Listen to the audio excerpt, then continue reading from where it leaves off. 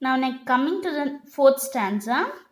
One game that cannot ever fail to please him is to chase his tail. To catch one's tail twixt me and you is not an easy thing to do. One game that cannot ever fail to please him is to chase his tail. To catch one's tail twixt me and you is not an easy thing to do. So in this lines the poet describes about the puppy's most favorite game. So here never fail means does not make other interrupted. When the puppy plays chasing his tail, it does not make anyone to interrupt him. To please him is to chase his tail. What is puppy's most favorite game? Is to chase his tail. Is to go behind his tail, which makes him put in twirling motion all the time.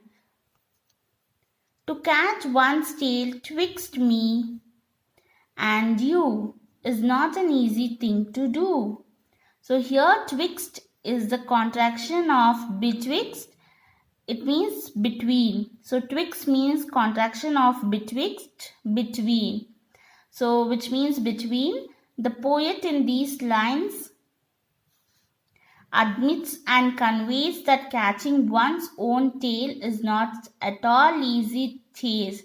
It is not at all easy task, but the puppy keeps himself to engage with his sport. So this paragraph is about the puppies. All this stanza is about puppy's most favorite game. Now the most favorite game is to chasing his tail itself. Next, coming to the last stanza, students. If he has not a pretty face, the puppy's heart is in its place. I am sorry he must grow into a horrid, noisy dog, aren't you? So here the meaning of horrid is very bad.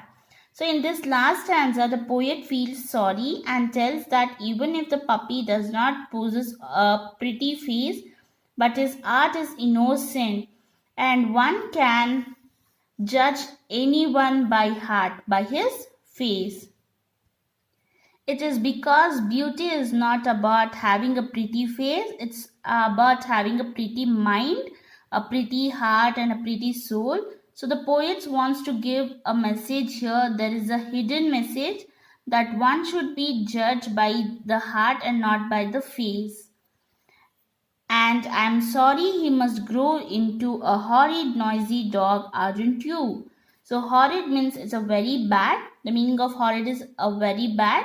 So the poet says sorry, the growth of the puppy into a matured, horrid, noisy dog. Students, you must have realized that younger of the animal or the smaller one of the animals, they are very innocent. They are very activity and they will be doing something or another. They wanted to learn new things and does not harm or does not disturb anyone. But as they grow into the bigger ones, as grow into the adult, they become horrid and noisy. They become horrid and noisy, like very bad. The poem puppy is the symbolic representation of the childhood versus adulthood. The poet himself reflects from being innocent child to regressive, impatient adults. So in this we can learn. So this is all about the poem Puppy.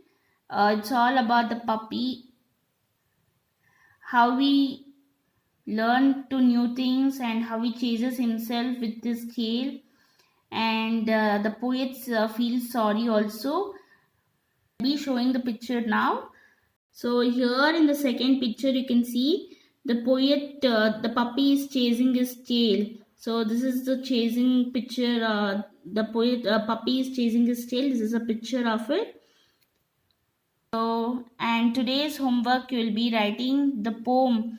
What is there of 5 stanza you're having in your course book. So that all 5 stanza you need to write in your classwork once.